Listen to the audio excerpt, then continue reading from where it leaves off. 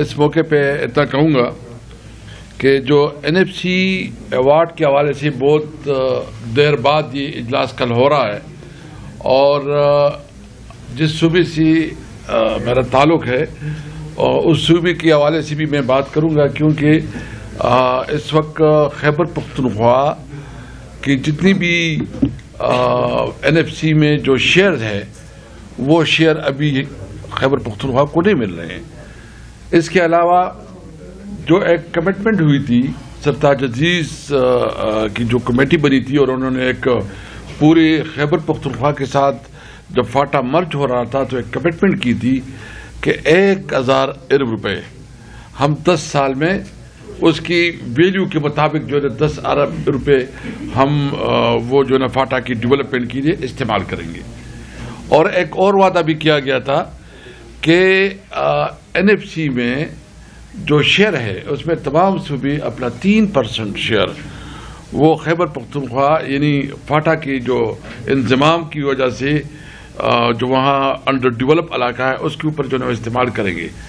اور یہ بھی کمٹمنٹ کی گئی تھی، کیونکہ جب خیبر پختونخوا میں فاٹا انضمام ہو گیا تو اس کی جو شیئر ہے وہ 14% سے بڑھ کے 19% بن گئی، یعنی یہ 19% شیئر وہ خیبر پختونخوا کی۔ ابھی تک نیٹ ہائیڈر پرافٹ کی جو فنڈز ہیں جو کہ ابھی بلینز میں ہے، وہ اسٹیٹسٹک تیمور خان جگڑا آپ کے سامنے رکھیں گے، اور ساتھ ساتھ جو ہمارے دیگر جو گیس کی رائلٹی ہے یا ٹوبیکو سیس ہے وہ سارے جو ہے نا وفاق نے روک کے رکھے، اور وہ صوبہ جو کہ وار کی وجہ سے کسی وقت سینٹو سیٹو کی جو کی وجہ سے جو انہوں نے کمٹمنٹ کی تھی امریکہ کے ساتھ، تو ہمارے صوبے کو استعمال کیا، ہمارے صوبے میں انہوں نے ایئرپورٹ دے دیا، اس کی وجہ سے پالیٹکس کا مرکز بھی وہ بن گیا۔ بڑا بیر کا آپ کو پتہ ہے کہ وہاں سے جو فلائی کرتی تھی ساری جہاز، تو اس کی وجہ سے انٹرنیشنل پالیٹکس میں پاکستان اور پاکستان میں خاص کر ہمارا صوبہ اس کا بدترین متاثر رہا۔ پھر افغان وار شروع ہو گئی۔ افغان وار کی وجہ سے ہماری رہی سہی کسر جو ہے نا وہ بھی ختم ہو گئی۔ ایک تو اس کی افغان وار کی وجہ سے بہت مختلف ملکوں کے لوگ آئے، بہت جہادی آئے، انہوں نے ہمارے کلچر، ہماری سوسائٹی اس کو بہت بری طرح متاثر کیا، اور سب سے زیادہ متاثر اس پہ کیا کہ ہمارا جو تھوڑی بہت انویسٹمنٹ تھی، انڈسٹری تھی، وہ بھی وہاں سے نکل گئی، اور وہ جس کے پاس پیسے تھے کہ پاکستان یا کراچی یا لاہور یا ملک سے باہر گئے، اور وہاں اس میں کافی معاشی طور پر ہمیں نقصانات اٹھانے پڑے۔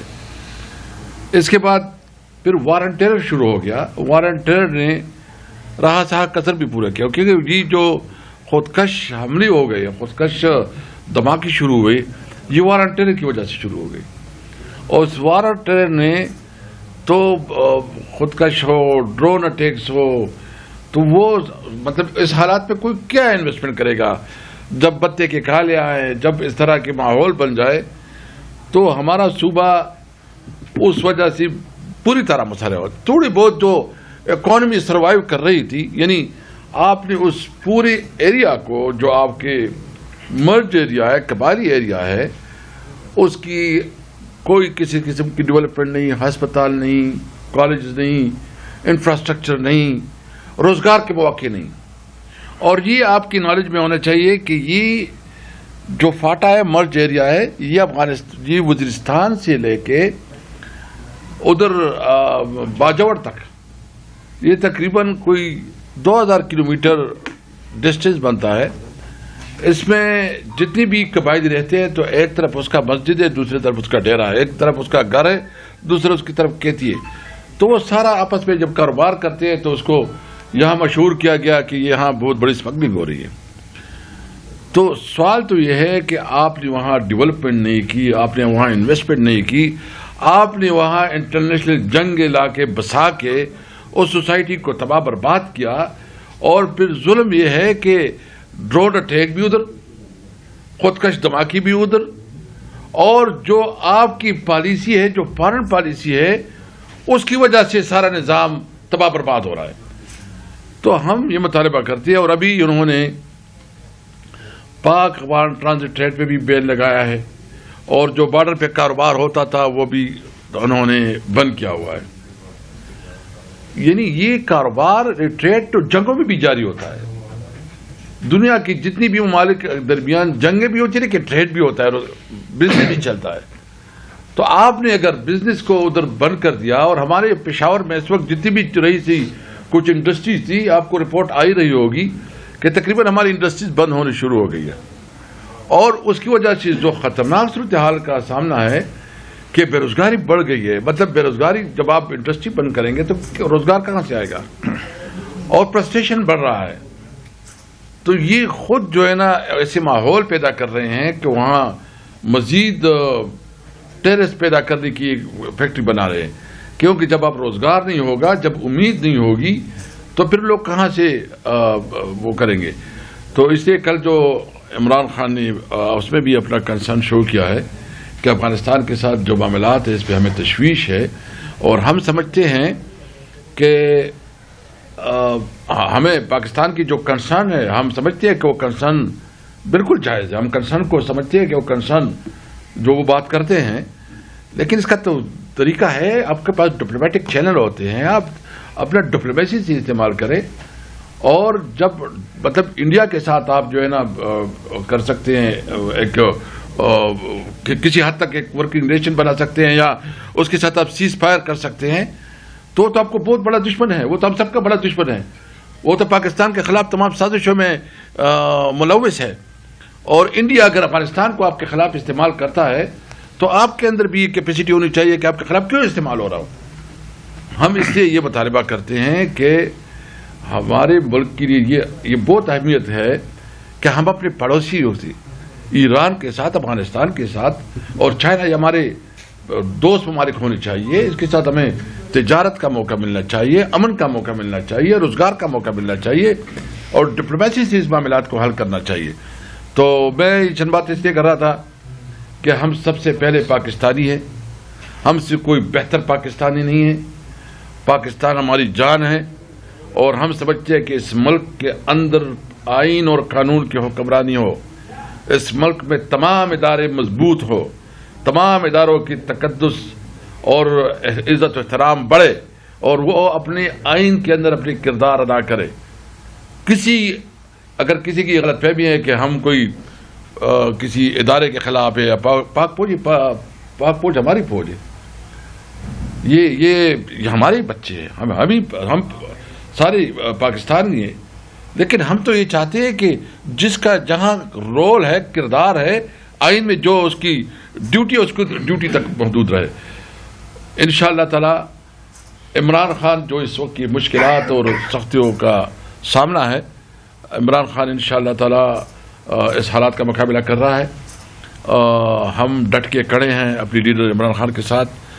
اس کا ویژن اور اس کی سوچ کہ اس نے پوری دنیا کے ساتھ, جو خاص کر افغانستان کے ساتھ, اس وقت میں اسپیکر تھا, اور ہم نے اس وقت تجارت جو ہماری ٹریڈ تھی اس وقت, اور خاص کر جو ہمارا ایکسپورٹ تھا وہ 1.7 بلین تک ہم نے بڑھایا تھا, اور ساتھ ہم نے سینٹرل ایشیا اور رشین اسٹیٹ تک بھی بزنس کو کافی بڑھایا تھا. ہم نے افریقہ کنٹری کے ساتھ بھی رک افریقہ پالیسی اڈاپٹ کی کہ افریقن کنٹریز تک بھی ہم اپنا ٹریڈ اور کاروبار بڑھائے, کیونکہ وہاں بھی بہت بڑا پوٹینشیل ہے. ہمیں پوری دنیا کے ساتھ تجارت کے مواقع ہونے چاہیے. ہم سمجھتے ہیں کہ ہم پوری دنیا میں پاکستان کو پوری دنیا میں امن کے لیے کردار ادا کرنا چاہیے. امن کے لیے جہاں بھی ضرورت ہو پاکستان اس میں اپنا کردار ادا کرے, لیکن کسی تنازع میں پاکستان کو کوئی کردار نہیں ادا کرنا چاہیے. ہم صرف اور صرف امن چاہتے ہیں, ملک میں کاروبار چاہتے ہیں, باعزت روزگار چاہتے ہیں, اور پاکستان میں آئین اور قانون کی بالادستی چاہتے ہیں.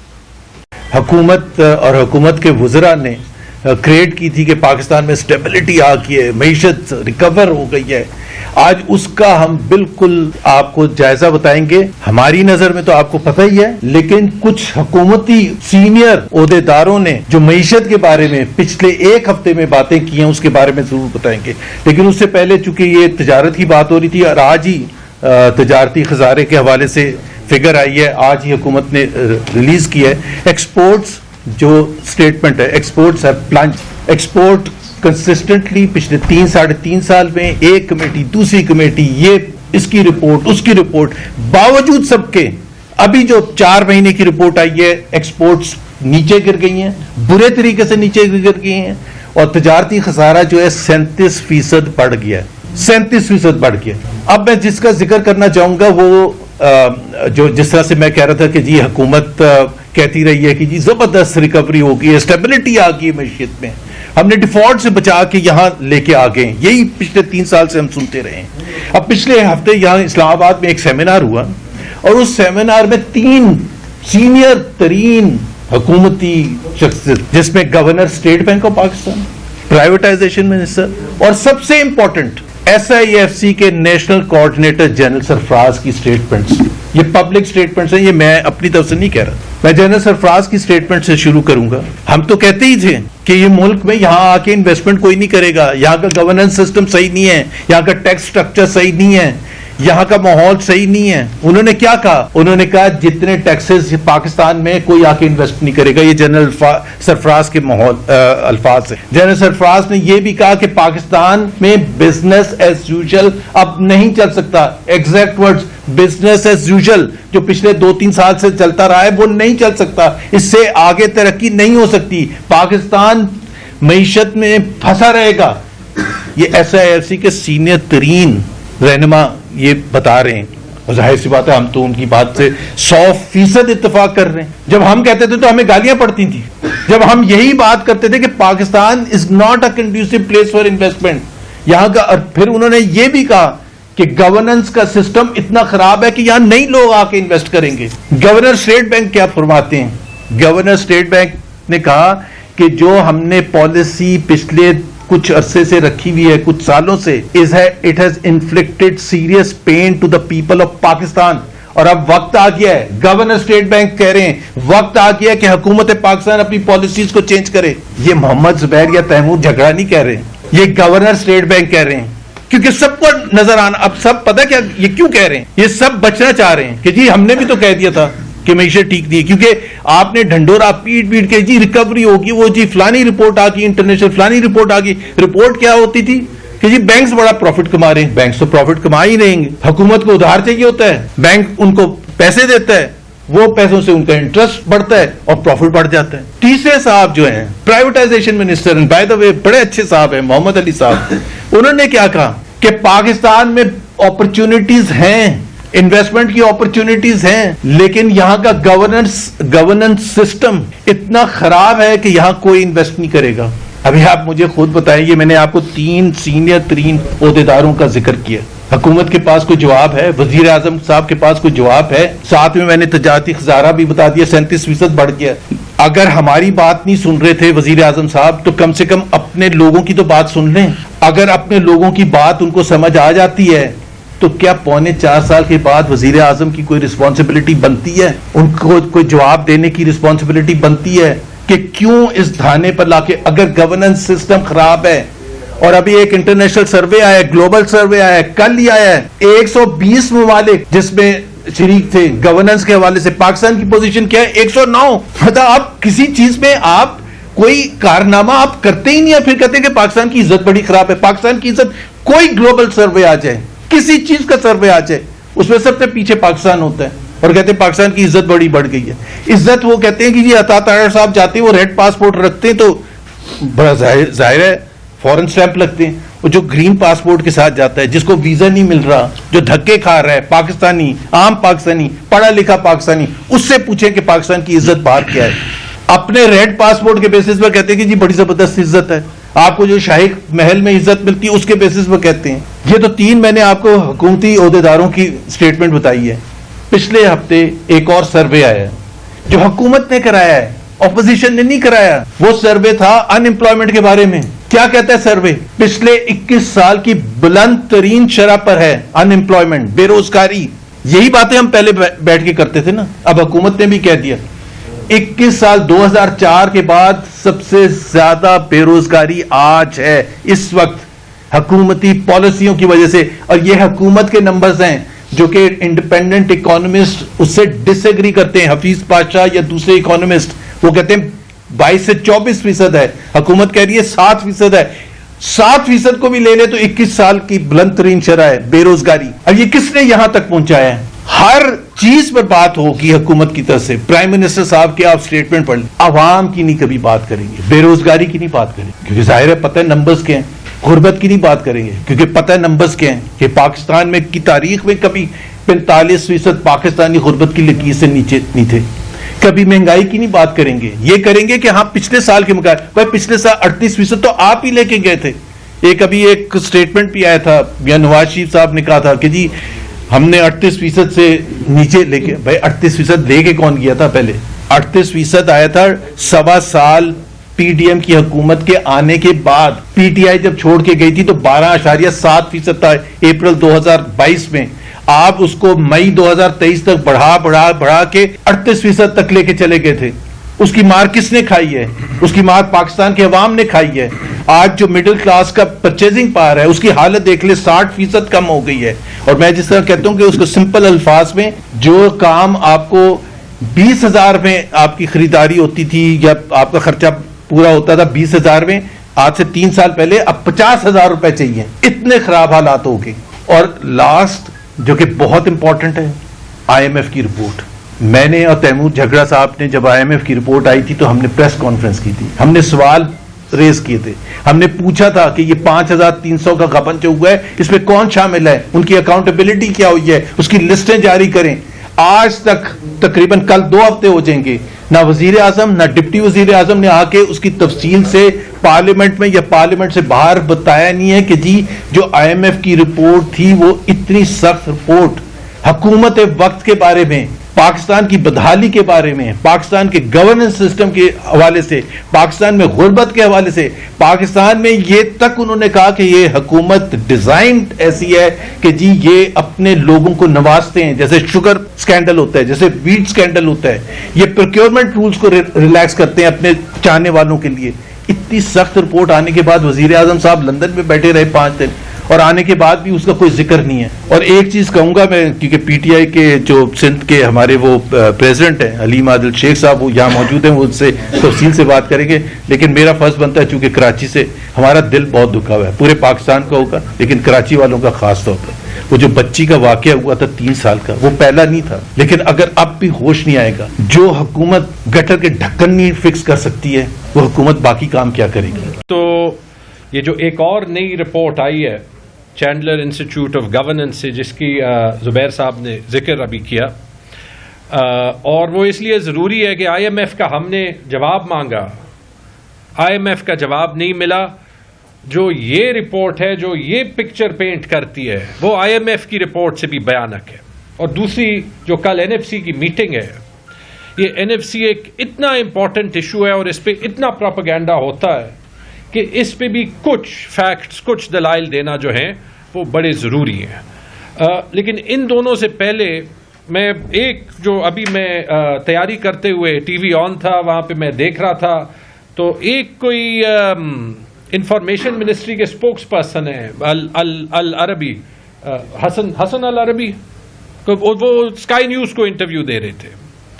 तो उन्होंने अभी एक नई वजह ढूंढ ली थी, क्योंकि उनसे पूछा जा रहा था कि ये खान साहब से आप मुलाकातें क्यों नहीं करा रहे। तो उन्होंने कहा जी वो असल में खान साहब जो है वो तालिबान के बड़े सिंपथाइजर हैं, तो इसलिए मतलब वो यूके के चैनल को कह रहे थे, तो वहां कभी खान साहब इजराइल के सिंपथाइजर हो जाते हैं, कभी खान साहब तालिबान के सिंपथाइजर हो जाते हैं, कभी आप कहते हैं कि जी प्रोसीजर के मुताबिक जाएं, जो लिस्ट सलमान राजा दे, कभी आप कहते हैं कि जेल सुपरिंटेंडेंट की मर्जी है, कभी आप कहते हैं कि सियासी बयानियां वो देते हैं। यार फैसला तो कर लें कि आपका स्टांस क्या है। ना ये दुनिया इतनी बेवकूफ है, ना वो न्यूज चैनल्स इतने बेवकूफ हैं। और वो इंटरव्यू सुनते हुए तकलीफ इसलिए हो रही थी कि अपने आप को तो वो बेवकूफ बना रहे थे, लेकिन इमेज पाकिस्तान का ही खराब होता है कि इंफॉर्मेशन मिनिस्ट्री के स्पोक्स पर्सन जाते हैं और वहां जो दुनिया के सबसे बड़े चैनल के जो एंकर्स हैं वो हंस रहे होते हैं, वो भी कह रहे हैं आपने सब कुछ कह दिया, मेरे सवाल का जवाब आपने नहीं दिया कि इमरान खान की मुलाकातें 5-6 हफ्तों से क्यों बंद हैं, जो सारी ह्यूमन राइट्स कन्वेंशंस के खिलाफ है। अच्छा जी, ये पॉइंट हो गया।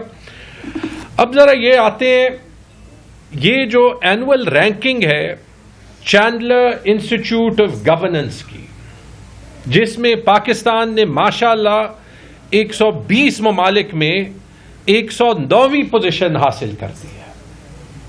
شکر ہے کہ 11 ممالک جو ہیں وہ پاکستان سے نیچے کم از کم ابھی تک ہیں, لیکن جب میں آپ کو یہ بتاؤں گا کہ کون سے ممالک جو ہیں وہ پاکستان سے اوپر ہیں تو وہ بھی آپ کے جو ہیں وہ بالکل آنکھیں کھل جائیں گی.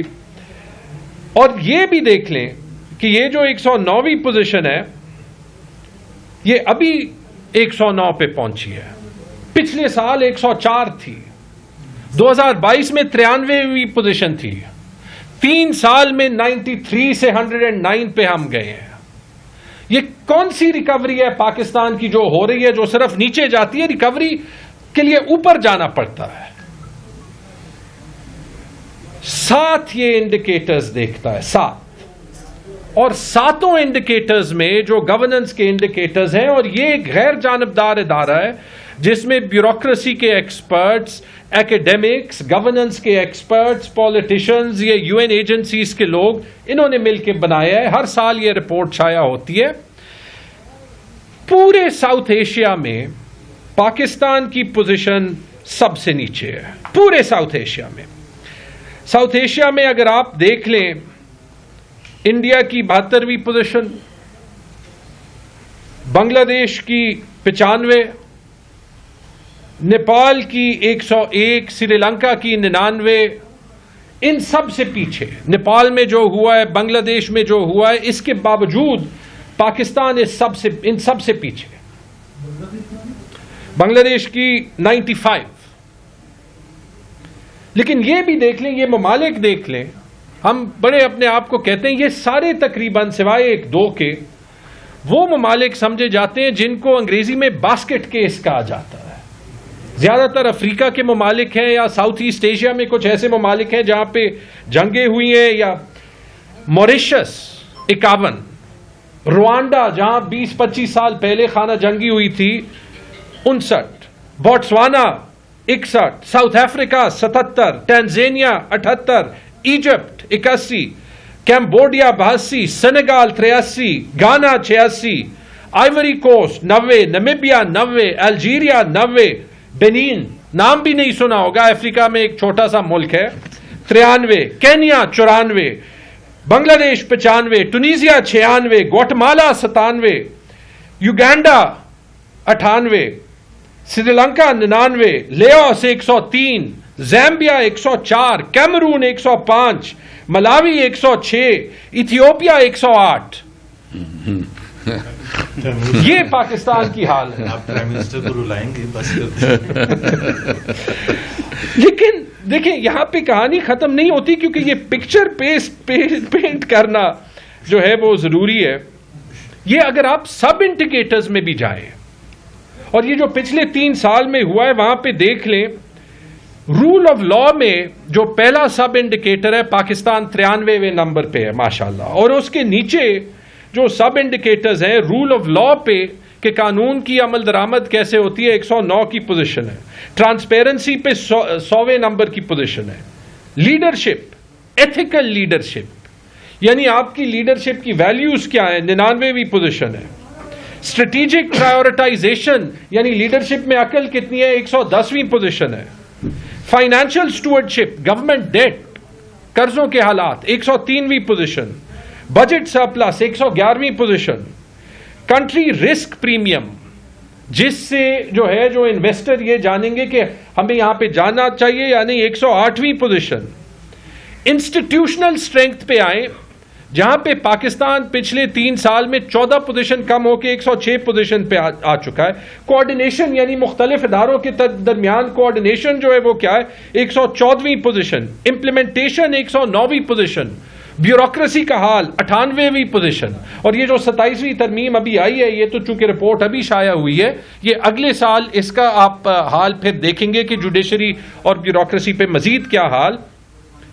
گلوبل انفلوئنس, اس میں آپ دیکھیں نیشن برانڈ یعنی پاکستان کی عزت 100ویں پوزیشن, پاسپورٹ اسٹرینتھ 120 में से 120वीं पोजीशन। अट्रैक्टिव मार्केट प्लेस फिर अगला जो सेगमेंट है उसमें आप देख लें, अट्रैक्टिंग इन्वेस्टमेंट्स 97वीं पोजीशन।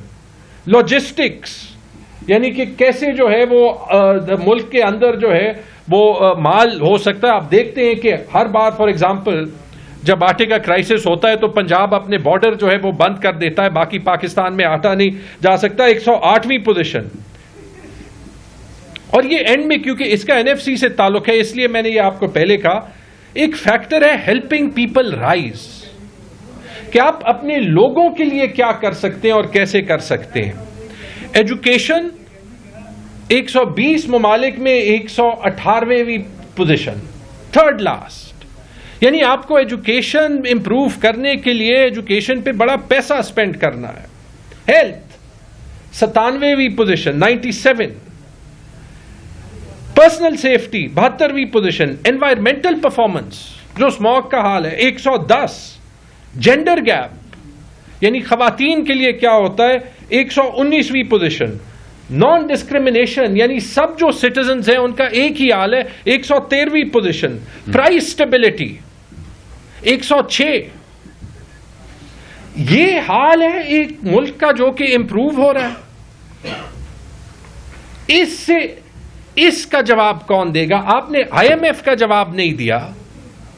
ये जो रैंकिंग पिक्चर पेश कर रही है और जो हर इंडिकेटर में पाकिस्तान नीचे जा रहा है, वहां तो आपने कहा कि ये हमारी गवर्नमेंट से इसका ताल्लुक नहीं है था। ये तो 2025 की रैंकिंग्स है और 2024 की भी मौजूद है और 23 की भी मौजूद है। इसके बाद आप क्या कहेंगे पाकिस्तान के लोगों को?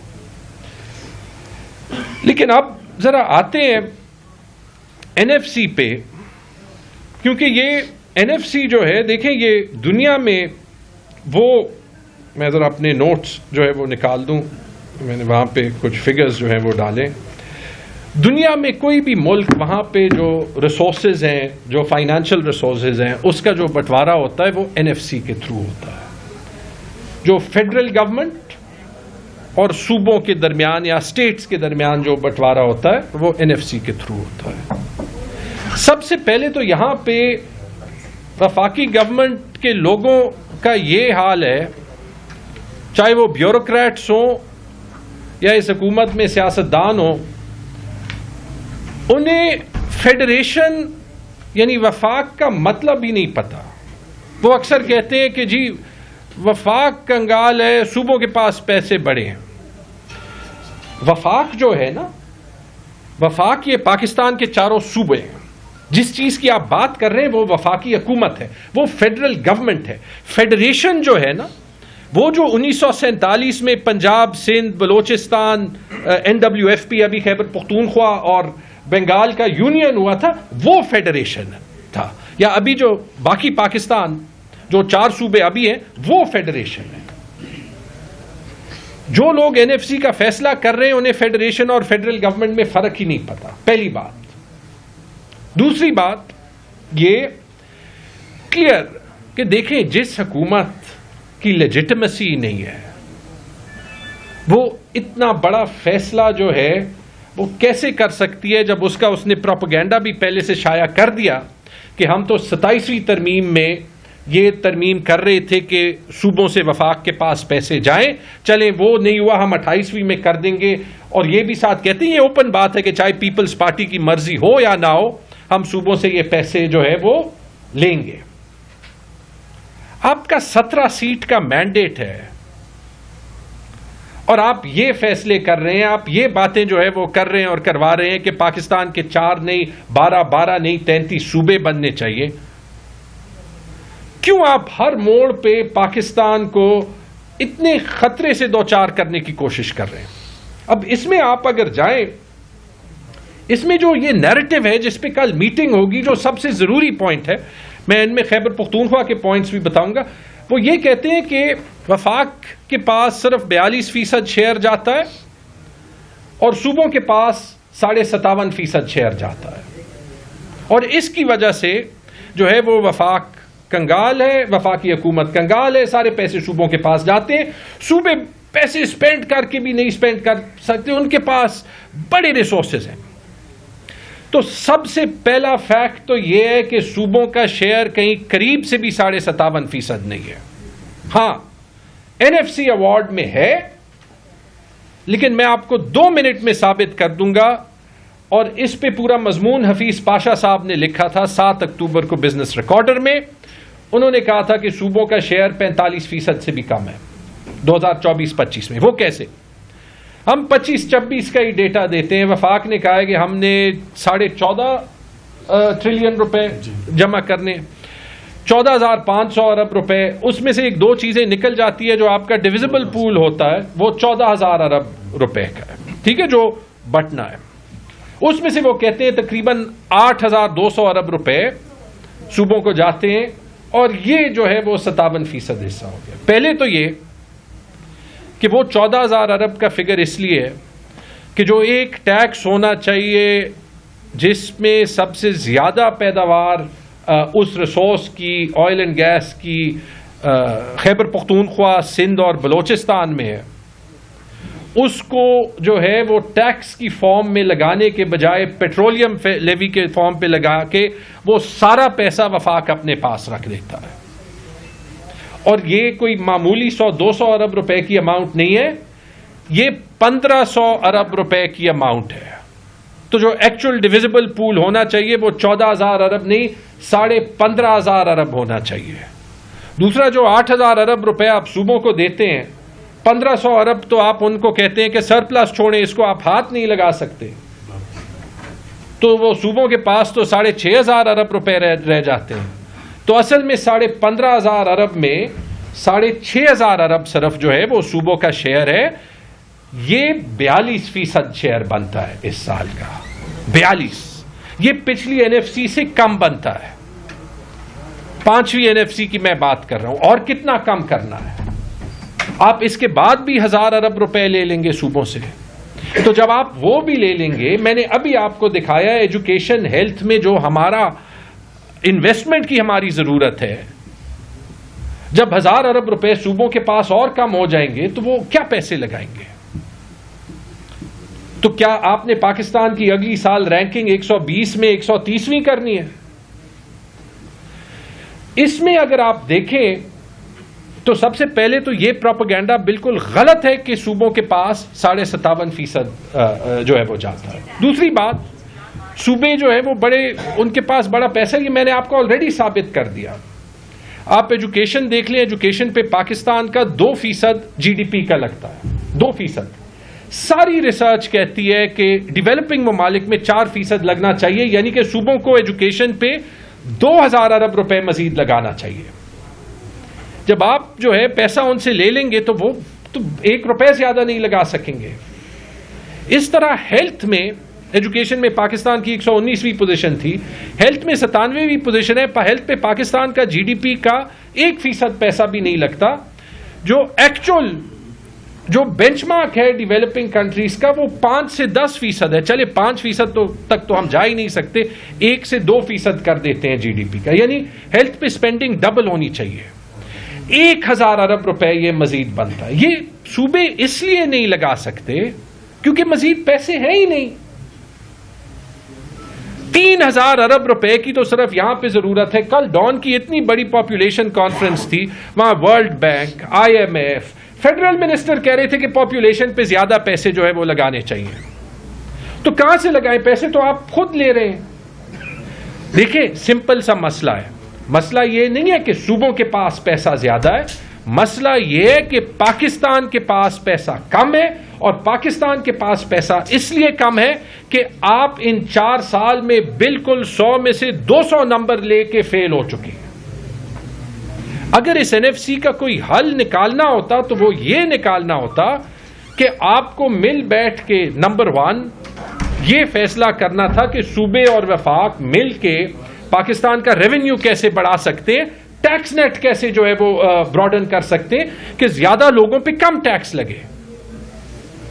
اگر یہ NFC صحیح ہوتا تو آپ یہ کہتے کہ یہ جو ماڈل ہے جہاں پہ ہماری آدھی سے زیادہ اخراجات جو ہیں وہ تنخواہوں پہ اور پینشن پہ چلے جاتے ہیں, کہ اس کا کیا مل کے حل نکالنا ہے, کیونکہ وہ اخراجات کم کرنے. اگر آپ IMF کی رپورٹ لے لیں, صرف اسی کو پکڑ لیں, اس میں جو وہاں تو ویسے لکھا تھا کہ نیب کہتی ہے کہ صرف 5,300 ارب روپے کی کرپشن تو وہ پکڑتی ہے، لیکن اگر آپ وہ دیکھتے اس نے کہا کہ سب سے زیادہ کرپشن پروکیورمنٹ میں ہوتی ہے. میں نے اندازہ لگایا تھا کہ خیبر پختونخوا میں تقریباً 500 ارب روپے کی پروکیورمنٹ جو ہے وہ ہوگی، یعنی پورے پاکستان میں ہر سال 2,500 سے 3,000 ارب روپے کی پروکیورمنٹ جو ہے وہ ہوگی، کرنٹ بجٹ ڈیولپمنٹ بجٹ ملا کے. اس میں سے آپ 20% جو ہے وہ سیونگ کریں، 600 ارب روپے تو یہ بنتے ہیں. این ایف سی کو ان چیزوں پہ ڈیٹیل کام کرنا چاہیے. آپ جب پیسہ پہلے سے گھر میں کم ہے، ایک فرد جو ہے وہ باقیوں سے جو ہے وہ پیسہ لے لے تو باقی گھر کا مسئلہ تو حل نہیں ہوتا. لیکن ان کو سمجھ ہی نہیں ہے، یہ تو اب ہر رینکنگ نے ثابت کر دی. اس میں اینڈ میں بات کرنا چاہتا ہوں چھوٹے صوبوں کی اور خیبر پختونخوا کی. چھوٹے صوبوں کی جنرلی یہ کیونکہ اس میں صرف سندھ، بلوچستان اور خیبر پختونخوا نہیں ہے، کیونکہ وہاں پہ ان کا جو دار و مدار ہے اور ان کا جو پاکستان سے کنیکشن ہے ان فیصلوں سے بہت زیادہ ڈیپینڈ کرتا ہے کہ یہ دیکھے جائیں کہ یہ فیئر ہوں. لیکن ان کے ساتھ میں گلگت بلتستان اور کشمیر کی بھی، آزاد کشمیر کی بھی بات کروں گا کہ سب سے پہلا تو پاکستان کی سکسیس یہ ہونی چاہیے کہ ان سب ایریاز کو جو ہے وہ پیسہ زیادہ جائے. آپ پیسہ واپس لینے کی بات کر رہے ہیں، ٹھیک ہے جی. دوسری بات میں یہ کروں گا، جو سب سے بڑی بات ہے جو میرے خیال میں چیف منسٹر صاحب کل کہیں گے بھی، یہ این ایف سی تو آئین اور قانون کے ہی خلاف ہے، اور وہ بھی میں آپ کو بتاتا ہوں کیسے.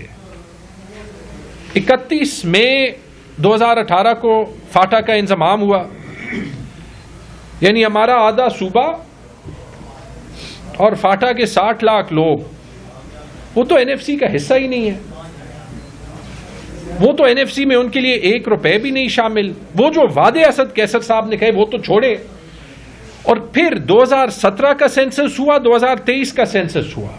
یہ این ایف سی 1998 کے سینسس پہ بنا ہوا ہے، یعنی آپ کی آبادی کے مطابق وہ ریسورسز ڈسٹریبیوٹ ہی نہیں ہو رہے. تو جو سب سے پہلا کام ہونا چاہیے اگر اس این ایف سی کو آئین قانون کے مطابق بنانا ہے، تو جو وہ ایریا ہے جس پہ کا وار آن ٹیرر میں یہ 20 سال میں پورے پاکستان میں جتنی ہلاکتیں ہوئی ہیں، شہادتیں ہوئی ہیں، جو 80,000 لوگوں کا ہم فگر دیتے ہیں، اس 60 لاکھ کی فاٹا کی آبادی میں 80,000 میں سے 40,000 سے زیادہ شہادتیں ہوئی ہیں. اس 80,000 میں 60,000 سے زیادہ خیبر پختونخوا اور فاٹا کو ملا کے ہوئی ہیں. ان کا شیئر تو پہلے دن پورا کریں. اپنے آپ کو استثنا دینے کے لیے تو آپ نے 26ویں 27ویں ترمیم عدلیہ کو تباہ کرنے کے لیے پاس کر دی. ان بیچارے لوگوں کو تو ان کا حق دے دیں. ایک دن کا کام ہے. پہلا مطالبہ تو یہ ہے. دوسرا مطالبہ یہ ہے، میں بار بار سنتا ہوں، بات ہوتی ہے کہ خیبر پختونخوا کو بڑا پیسہ ملتا ہے، وار آن ٹیرر کا بڑا پیسہ ملتا ہے، وار آن ٹیرر کا بڑا پیسہ ملتا ہے. یہ فیکٹ ایک بار کلیئر کر دیں، وہ جو پیسہ تھا وہ کبھی جو ہے وہ کسی علیحدہ مد میں نہیں ملا. وہ پیسہ، اور آپ پچھلی این ایف سی دیکھ لیں، اس میں لکھا ہے کہ خیبر پختونخوا کا اگر ہم نقصان بھرنے لگیں تو جتنا پیسہ ہم دے رہے ہیں اس کا 10 گنا بھی دیں تو نقصان نہیں بھرے گا ہر سال. اس کو as a token of appreciation لے لیں. جو وار آن ٹیرر پہ 90% خرچہ ہے وہ ہم خود کر رہے ہیں. وہ وزیر اعظم ہر بار پشاور میں آ جاتے ہیں، کہتے ہیں کہ جی بڑا ہم آپ پہ احسان کر رہے ہیں، بڑا آپ پہ احسان کہہ رہے ہیں. مت کریں، اس سے تلخیاں بڑھتی ہیں. اور فاٹا کو ہٹا بھی دینا، اسپیکر صاحب یہ آپ کو بھی پتہ نہیں ہوگا، خیبر پختونخوا کی آبادی کے مطابق فاٹا کے بغیر جو 13% سے 15% پہ بڑھی ہے، وہ وار آن ٹیرر کے علاوہ بھی خیبر پختونخوا کا شیئر زیادہ بنتا ہے. اس میں بھی خیبر پختونخوا خسارے میں ہے. یہ دوسری بات ہو گئی. تیسری بات، لوگوں کا ٹرسٹ کیوں نہیں ہوتا وفاقی حکومت پہ چھوٹے صوبوں میں. یہ آخری میں بات کروں گا، پھر علیم شیخ صاحب کو دیتا ہوں. جب 1973 کا آئین بنا اس سے پہلے بجلی اور ڈیم بنانے کا شعبہ 1956 کی آئین میں صوبوں کے پاس تھا.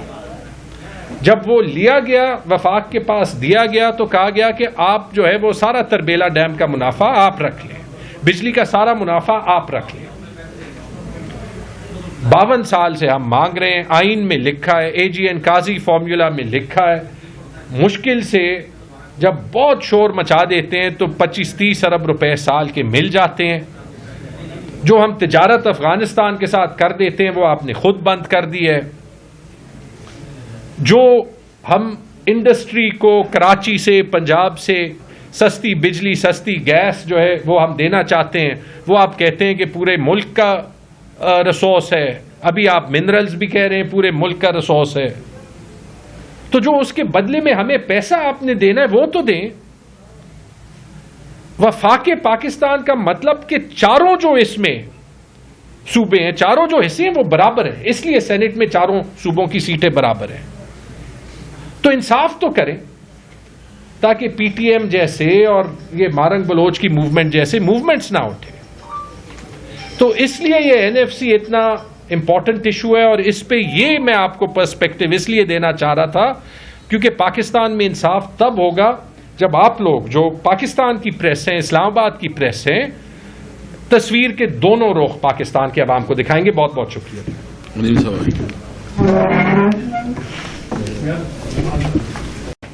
आपका बहुत शुक्रिया असद भाई, आपने मुझे मौका दिया। तैमूर भाई और जुबैर खान साहब, देखिए कल अभी जिसमें मैं बैठा हूँ वो NFC पर और हमारी मुल्की मईशत पर बातचीत की है। बड़ी सैर हासिल गुफ्तगू हुई है, लेकिन जिस NFC का बंटवारा कल इस्लामाबाद में होने जा रहा है, आज एक मौका लेते हुए, चूँकि जैसा जुबैर भाई ने कहा रंजीदा है, हमारा एक 3 साल बच्चा शहर का जो कि 65% रेवेन्यू देता है इस मुल्क को, गटर में गिर के मर चुका है। इस साल में 24 बच्चे और बड़े गटर बुर्द हुए हैं, और आज भी एक बच्ची गटर की नजर हुई है। सबसे छोटा गटर का ढक्कन किसको फंसाया हुआ आपने? जो इस NFC में जो मुल्क के खजाने में 65% जो शेयर देता है शहर। मैं कहना चाहता हूं, आपसे भी कहना चाहता हूं, मिलते होंगे यहाँ, ये हमारे सदर में तो मिलता ही होगा हमारा नुमाइंदा, सवाल कीजिए उनसे।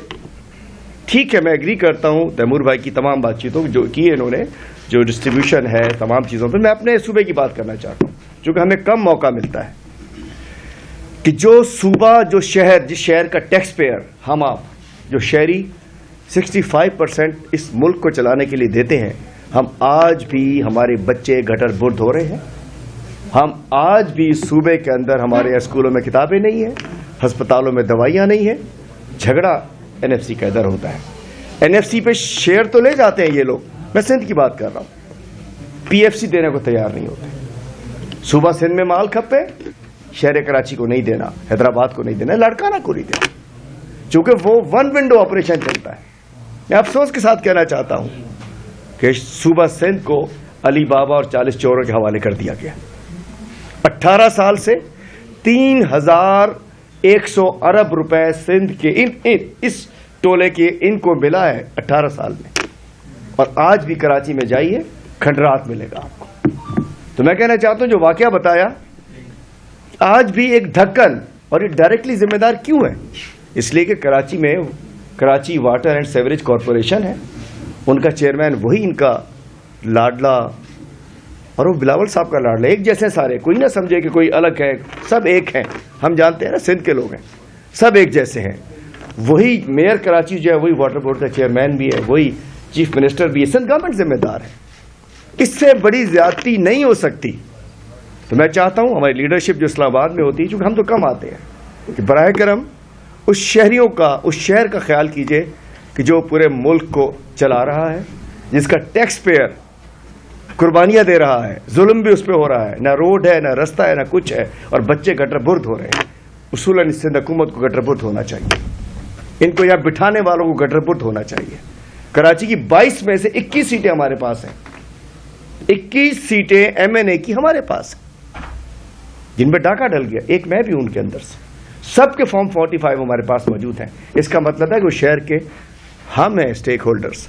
तो बात यह है कि कल जो भी फैसले हों, और आइंदा भी जो भी फैसले हों, सिंध में जो पैसा जाए, बराए करम उसकी चौकीदारी आप लोग किया कीजिए। आप लोग इस्लामाबाद में मौजूद हैं कि वो चाहता है, और इसी टोले की नजर हो जाता है। और बराए करम इसके लिए ये जो जिस अंदाज से हमारा बच्चा गटरपुर हुआ है, जिस तरीके से हम सब गटरपुर थे, वहां आइए तो सही, गटरिस्तान लगता है शहर कराची, اس کے لیے آواز اٹھائی ہے.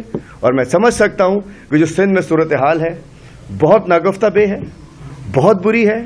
صرف یہ جنگ کیس لڑتے ہیں اپنے پاس پیسہ ٹرانسفر کرنے, جب پیسہ وہاں پہنچ جاتا ہے اس کے بعد وہ اس عام آدمی تک نہیں جاتا جس کے لیے وہ بجٹ واپس جاتا ہے وہاں. تو بس اس بات پہ میں اب آپ نے جواب دینا ہوگا سوال کا, میں ادھر آ جاتا ہوں.